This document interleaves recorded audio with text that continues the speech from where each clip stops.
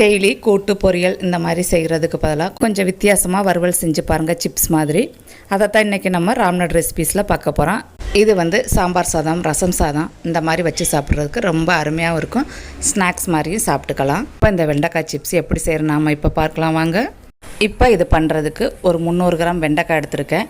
இதை நல்லா கழுவிட்டு ஈரப்பதம் இல்லாமல் துணி வச்சு நல்லா தொடச்சி எடுத்துக்கோங்க. எடுத்துகிட்டு இந்த வெண்டைக்காயை 2 கட் பண்ணுங்கள்.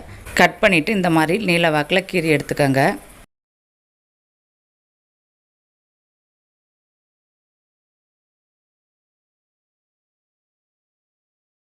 இந்த மாதிரி எல்லாத்தையும் முடிஞ்ச அளவு விதை இல்லாமல் கட் பண்ணி எடுத்துக்கோங்க.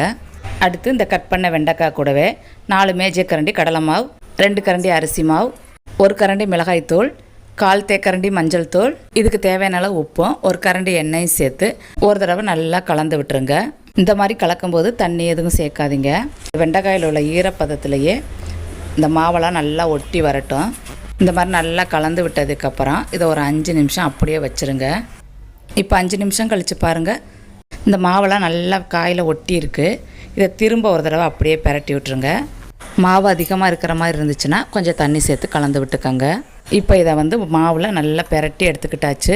இன்னும் எண்ணெயில் போட்டு அப்படியே பொரித்து எடுத்துக்கலாம். இப்போ ஒரு பாத்திரத்தில் எண்ணெய் சேர்த்து சூடானதுக்கப்புறம் ஒரு வெண்டைக்காயை அப்படியே சேர்த்துருங்க. சேர்த்துட்டு இதை ஒரு 3லேருந்து 4 நிமிஷம் வேக வச்சு எடுத்துக்கோங்க. இது ஒரு பக்கம் வெந்ததுக்கப்புறம் இதை அடுத்த பக்கம் திருப்பி போட்டுடலாம். திருப்பி போட்டு திரும்பவும் வேக வச்சு எடுத்துக்கோங்க.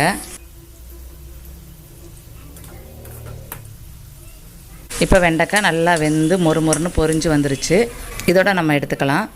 இதே மாதிரி நீங்களும் உங்கள் வீட்டில் ட்ரை பண்ணி பாருங்கள். உங்களுக்கு இந்த வீடியோ பிடிச்சிருந்தா லைக் பண்ணுங்கள், கமெண்ட் பண்ணுங்கள், ஷேர் பண்ணுங்கள். வீடியோ பார்க்குற எல்லோரும் மறந்துடாமல் சப்ஸ்கிரைப் பண்ணுங்கள். Eat healthy, think better.